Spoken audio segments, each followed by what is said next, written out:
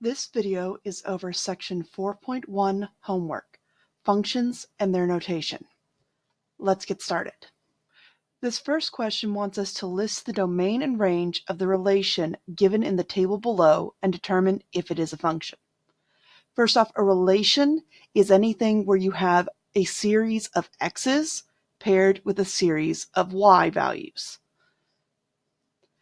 When it comes to domain and range, you need to remember that domain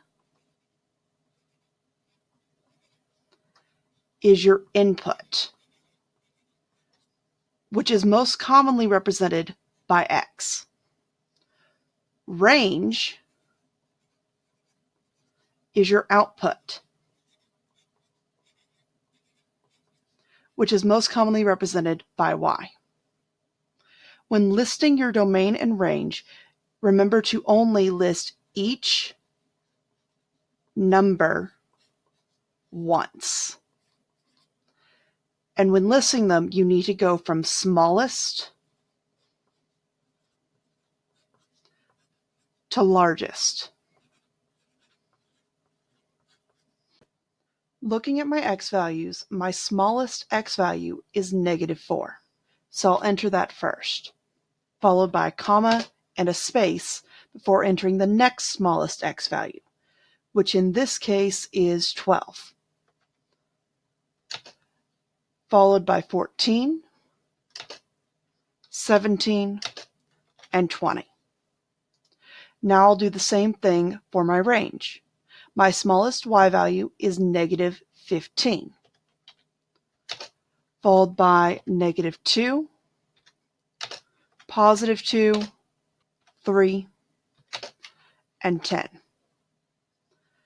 The next part of this question wants to know whether or not the relation is a function. In order to determine whether a relation is a function, you need to see whether for every x value, do you have only one y value, or are there some x values where you have two y values? If for every x value you only have one y value, then it's a function. If, however, you have even a single x value with more than one y value, then it is not a function.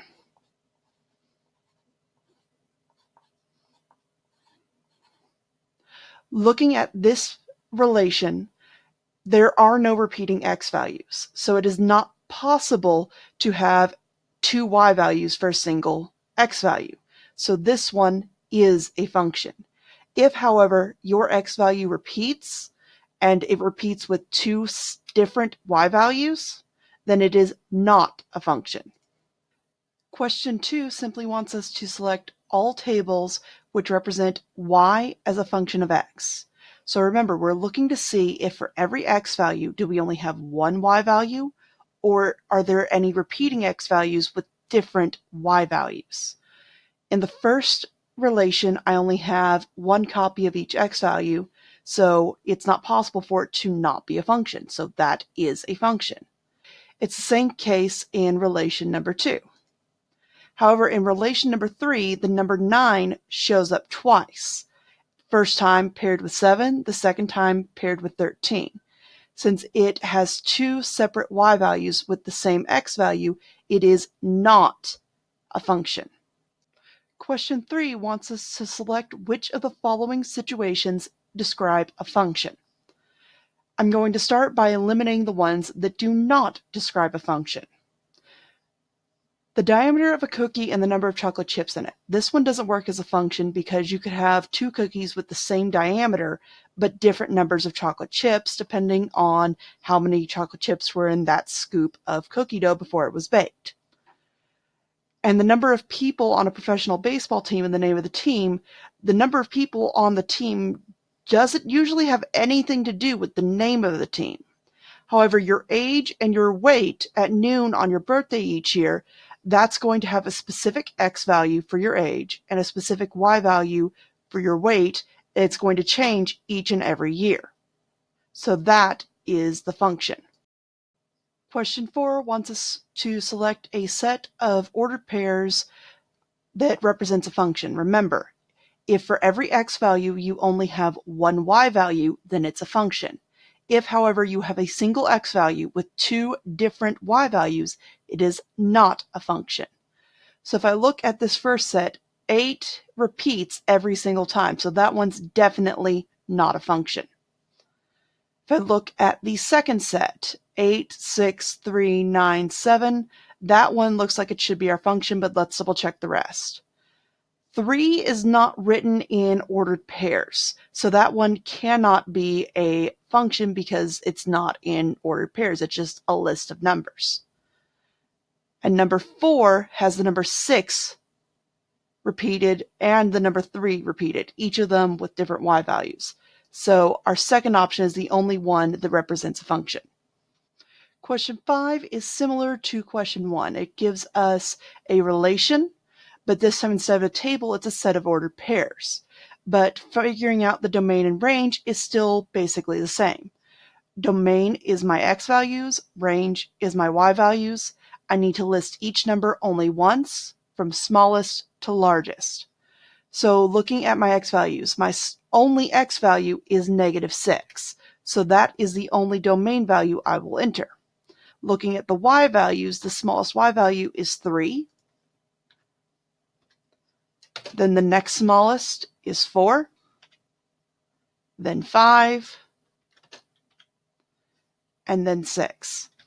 Make sure you separate your answers with a comma if you have multiple range values or multiple domain values. The last part wants to know whether or not it's a function. Remember, if for every x value there's only one y value, it's a function. If, however, you have an x value with more than one y value, it is not a function. And since I only have one x value and 5 different range values, this one is definitely not a function. Question 6 is pretty much exactly the same as question 5. I've been given a list of ordered pairs, and I need to figure out my domain and range and whether or not it's a function. Remember, domain is x, range is y, and when listing them, we do each number once from smallest to largest. So my smallest domain value is 5. Then my next smallest domain value would be this 7, followed by 8. And since 8 is listed twice, that counts for all 4 x values. For my range, my smallest y value is 4, followed by 6, 7, and 8. Now it wants to know whether or not it's a function. Again, if for each x value we have only one y value, then it's a function. If, however, we have two y values with the same x value, it is not a function. And since I have repeating 8s, one paired with a 4 and the other paired with an 8, then this is not a function. Question 7 gives us a word problem. It says, Jamie plans to sell homemade pies for $7 each at a local farm stand. The amount of money he makes is a function of how many pies he sells. $0 if he sells 0 pies, $7 if he sells 1 pie, $14 if he sells 2 pies, and so on. He does not want the pies to spoil before he is able to sell them, so he will not make or sell more than 8 pies. What is the domain and range for that function? So remember, domain is input, range is output. And it tells us that the amount of money he makes is a function of how many pies he sells. That means that the amount of money is our y value, and the number of pies he sells is our x. Whenever it tells you blank is a function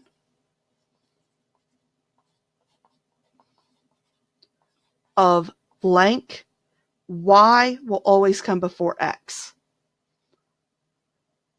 So then let's look at the rest of the information it tells us. It tells us that it's $0 if he sells 0 pies, $7 if he sells 1 pie, 14 if he sells 2 pies, and so on. And he will not sell more than 8 pies. So that means the total number of pies he can sell goes from 0 to 8. But he's also not going to sell any partial pies, so it's whole numbers only. And it tells us he's selling them for $7 each. So let's look at our options and see which one matches up with the information we have. So this domain does not match up. It is not from 0 to 8. It actually has the domain and range backwards. This second one has 0, 1, 2, 3, 4, all the way up to 8. Range is going up by 7s, all the way up to 56, which is 8 times 7. This one does not account for the fact that he will sell up to 8 pies. And this one is not keeping in mind the fact that he's only selling whole pies and thus cannot sell decimal or fractions of pies, and that he's only selling a maximum of 8 pies. So in this case, B is the correct answer. Question 8 wants to know which 2 equations represent the same function. For each answer choice, you have a y and x equation and an f of x and x equation. All that you need to know is that f of x is the same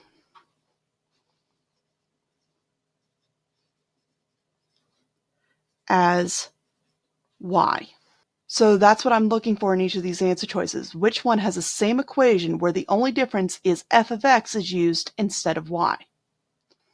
On the first choice, it swapped 6x and 11. So on this one, 6x is negative, and on this one, it's positive. So it can't be that one.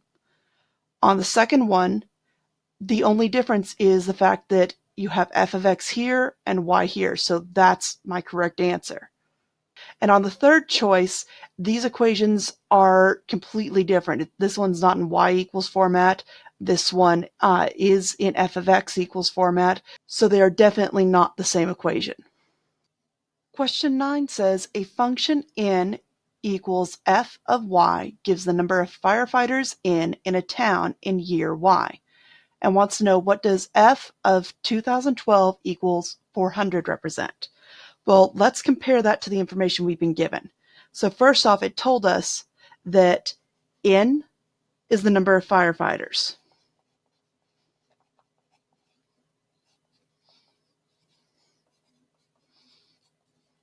And Y is the year. And we've been given the equation N equals F of Y. So our year is whatever number is inside the parentheses.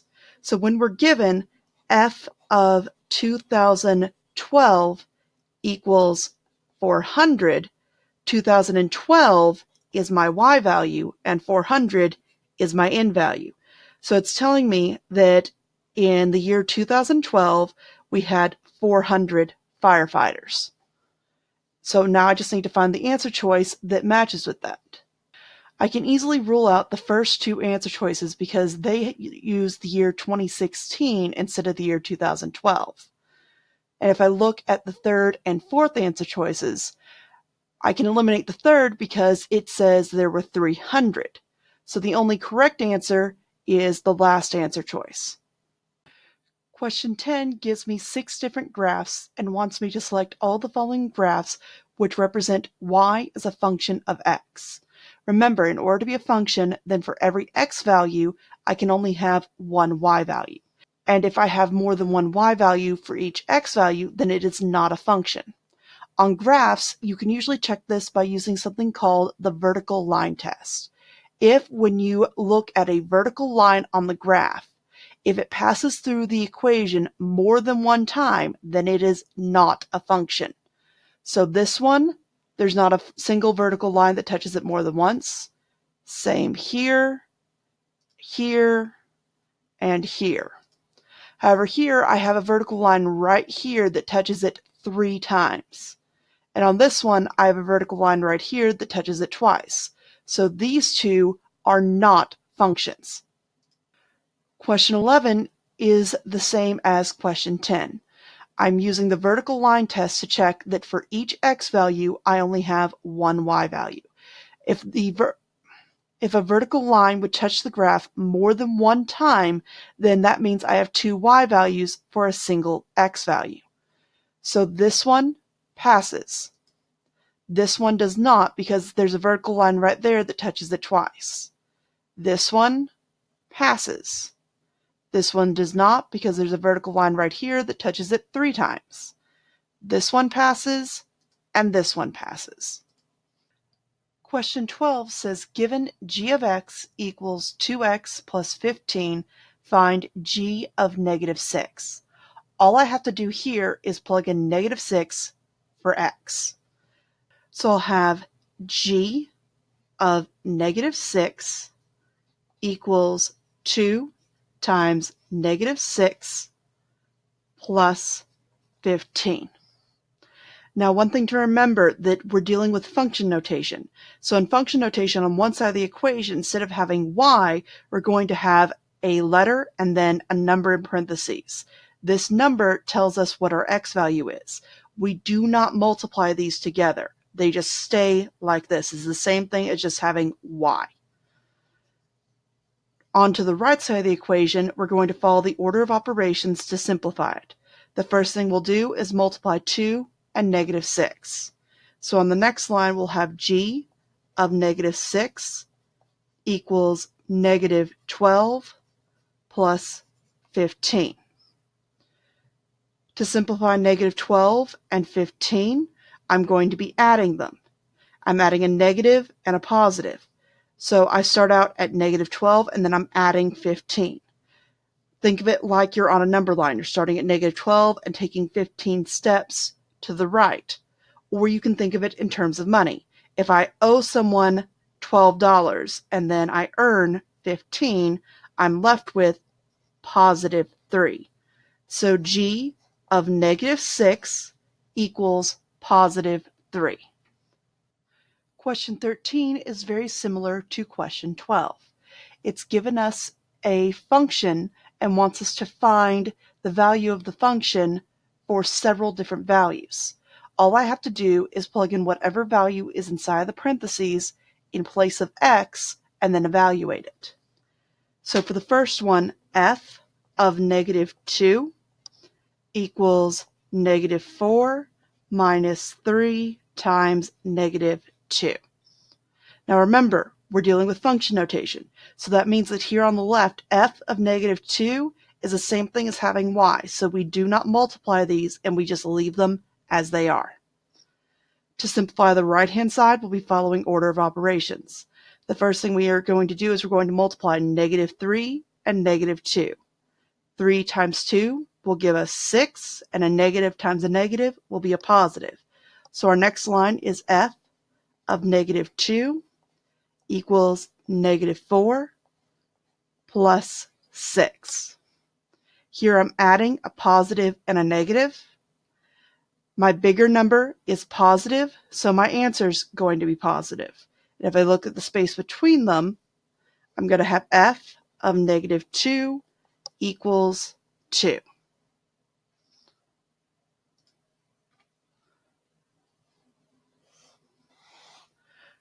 My next value is 12.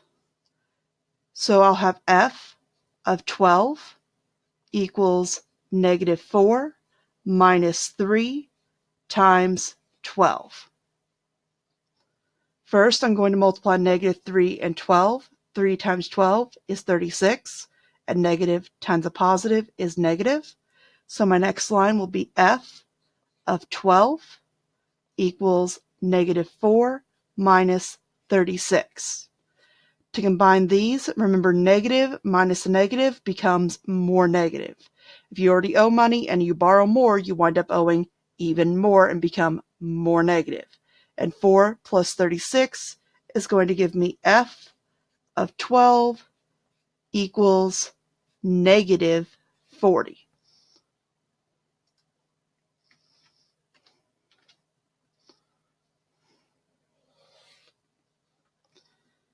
My third one is f of 4. F of 4 will equal negative 4 minus 3 times 4. First, we're going to multiply negative 3 and 4. 3 times 4 is 12. Negative times a positive is negative. So f of 4 equals negative 4 minus 12. Negative minus a negative minus something is going to become more negative. So f of 4 equals negative 16.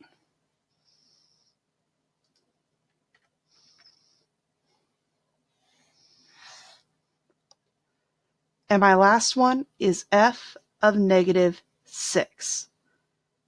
That will give me negative 4 minus 3 times negative 6. First, I'm going to be multiplying negative 3 times negative 6. 3 times 6 is 18, and negative times a negative is positive. So I'll have f of negative 6 equals negative 4 plus 18. I'm combining a negative and a positive, and I have more positive. So 18 minus 4 will give me f of negative 6 equals positive 14. Question 14 is the same as 13, just this time we have an exponent in our equation. So I'm just going to be taking each of these numbers and plugging it in for x and figuring out what it equals. For the first one, we have f of negative 11. Remember, this side of the equation is the same thing as having y, so we do not multiply these. They just stay as they are. So f of negative 11 is going to be negative 11 in parentheses squared plus 3. When I square it, I'm going to have negative 11 times negative 11, which will give us 121. So the next line is f of negative 11 equals 121 plus 3. Remember that a negative squared is a positive. Now I just add, and f of negative 11 equals 124.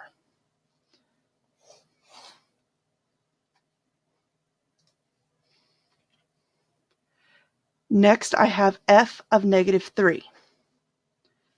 F of negative 3 equals negative 3 in parentheses squared plus 3.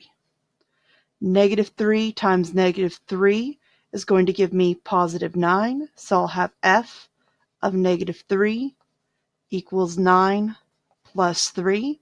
If I add 9 and 3, I'll have f of negative 3 equals 12.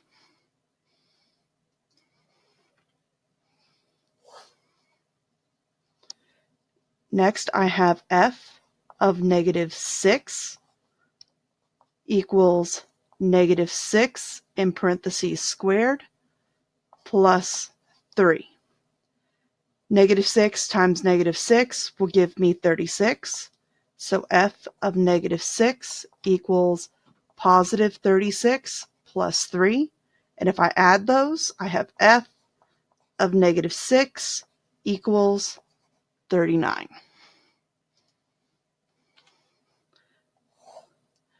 Last, I have f of negative 5 equals negative 5 in parentheses squared plus 3.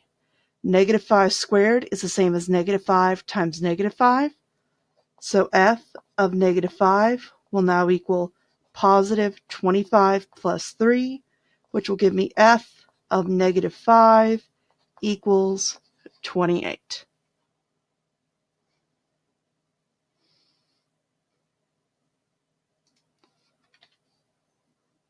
(15) is the same as question 13 and 14, but this time I have an absolute value in my equation. Remember that once you get whatever is inside of the absolute value down to a single number, if it's positive, nothing happens to it. If, however, the number inside of the absolute value is negative, then you change it to a positive. My first one is f of negative 12. That'll equal the absolute value of 4 minus 3 times negative 12. Remember that this side of the equation is just like having y equals. We do not multiply it. We do not do anything to it. It stays like this. The first step will be to multiply negative 3 and negative 12. 3 times 12 will be 36, and a negative times a negative will be positive. So we'll have f of negative 12 equals the absolute value of 4 plus 36, which will then become f of negative 12 equals the absolute value of 40, which is just 40. Because it's already positive, it stays positive.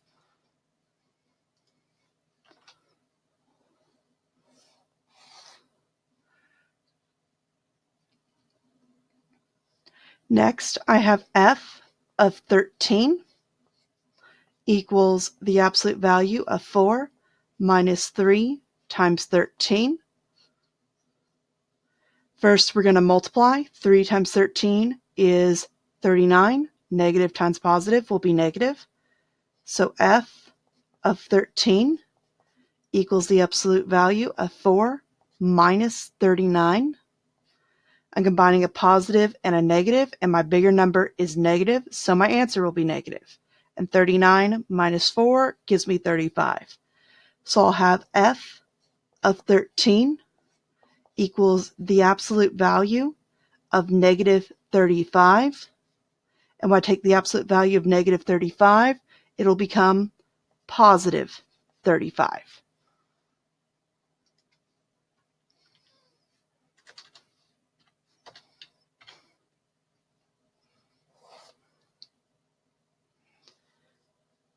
Next is f of negative 15.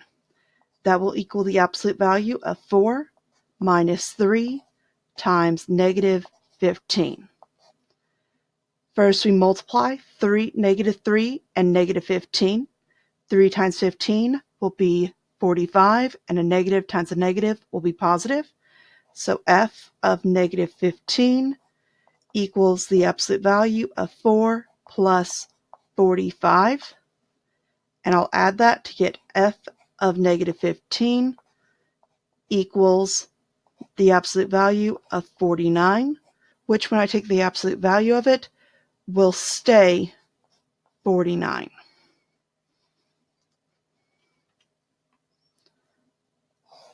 Last, I have f of negative 3 equals the absolute value of 4 minus 3 times negative 3.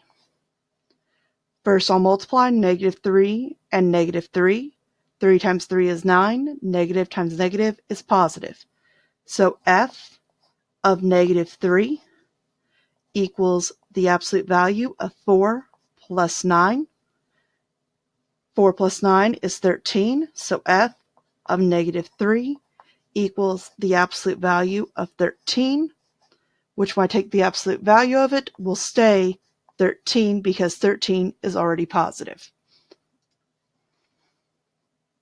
Question 16 is very simple. It's given me an equation and wants me to find f of w. All I have to do is change all the x's to w's.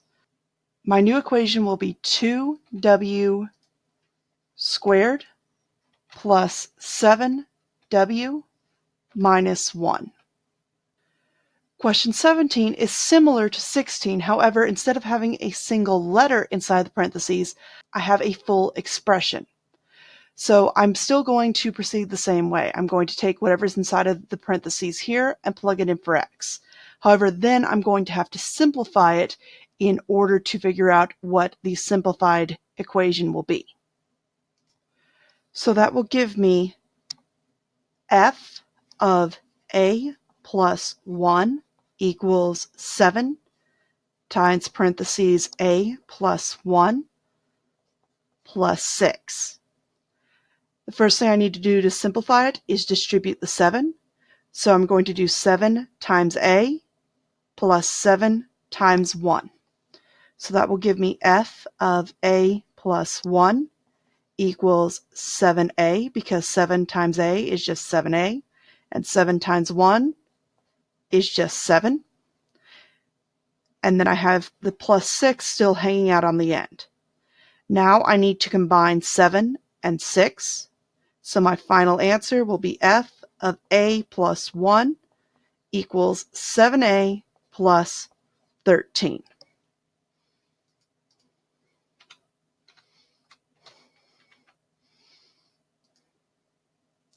This completes section 4.1 homework, functions, and their notation. If you have any questions, please feel free to message me through Lumen, comment down below, or message me through Remind. I hope this helps you out, and remember to be safe, be smart, and try to make wise choices.